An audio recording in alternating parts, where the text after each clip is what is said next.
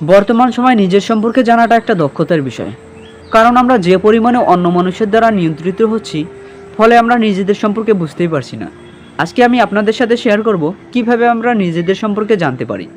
নিজেকে বোঝার জন্য প্রথম যে বিষয়টি লক্ষ্য করতে হবে সেটি হচ্ছে সময়। কারণ মনোবিজ্ঞানীরা মনে করেন যে মানুষ যে কাজে বেশি সময় ব্যবহার করবে সেটি হচ্ছে মানুষের কাছে বেশি গুরুত্বপূর্ণ। আর মানুষ কি চায় সেটি নির্ভর করবে তার অ্যাক্টিভিটির উপর। উদাহরণ হিসেবে বলা যেতে পারে, ধরুন আপনি বই পড়ছেন, তার মানে আপনি আপনার নিজেকে উন্নত করার চেষ্টা করছেন। নিজের সম্পর্কে জানার জন্য দ্বিতীয় যে বিষয়টি সেটি হচ্ছে অর্থনৈতিক বিষয়। অর্থনৈতিক বিষয়ে মনোবিজ্ঞানীরা মানুষজনকে 3 ভাগে ভাগ করেন। অর্থাৎ যে সমস্ত মানুষজন তার প্রয়োজন মেটানোর জন্য অর্থ ব্যয় করবে তারা মূলত প্রথম স্তরের মানুষ।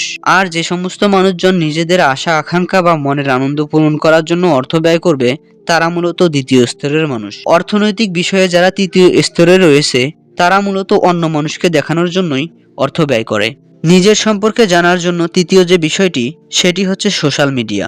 সোশ্যাল মিডিয়া আমাদের প্রতিদিনই প্রভাবিত করে। সোশ্যাল মিডিয়াতে মনোবিজ্ঞানীদের মতে 3 ধরনের মানুষ রয়েছে।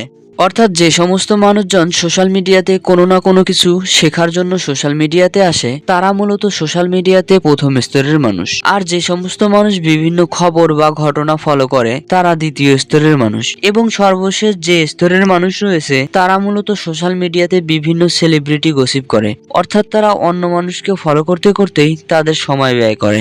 আপনি সোশ্যাল মিডিয়াতে কোন স্তরের মানুষ সেটি নির্ভর করবে আপনার অ্যাক্টিভিটির উপর। মনোবিজ্ঞানীদের মতে নিজেকে বোঝার জন্য চতুর্থ যে বিষয়টি রয়েছে সেটি হচ্ছে মানুষের দিবাস্বপ্ন বা কল্পনা। মানুষের দিবাস্বপ্ন যদি লং টাইমের হয়ে থাকে তাহলে সেটি পূরণ হওয়ার সম্ভাবনা বেশি থাকে, আর যদি শর্ট টাইমের হয়ে থাকে তাহলে সেটি পূরণ নাও হতে পারে। তো আপনি নিজেই ভাবতে পারেন যে আপনার দিবাস্বপ্ন বা লক্ষ্য কি লং টাইমের নাকি শর্ট টাইমের। যদি লং টাইমের হয়ে থাকে তাহলে সেটি পূরণ হওয়ার সম্ভাবনা বেশি থাকবে। নিজের সম্পর্কে জানার জন্য পঞ্চম এবং সর্বশেষ বিষয়টি হচ্ছে কনফিডেন্স বা সেলফ টক। কনফিডেন্স না থাকলে আমরা কোনো কাজই করতে পারি না। যে কোনো কাজে আমরা সফল হব নাকি হবে না এটি নির্ভর করবে আমাদের সেলফ টক বা কনফিডেন্সের উপরে। কোনো কাজ করার ক্ষেত্রে যদি আপনার মনে হয় যে আপনি কাজটি করতে পারবেন তাহলে সেটি আপনি সত্যিই পারবেন। আর যদি মনে হয় যে আপনি পারবেন না তাহলে হয়তো আপনি পারবেন না। সেলফ টক বা কনফিডেন্স আমাদের সফলতার পিছনে সবচাইতে বড় একটি কারণ। তো এই ছিল আমাদের 5টি বিষয়। যে 5টি বিষয় সম্পর্কে যদি আপনি জানেন বা এই 5টি বিষয় যদি আপনি বিশ্লেষণ করেন তাহলে অবশ্যই আপনি নিজেকে বুঝতে পারবেন।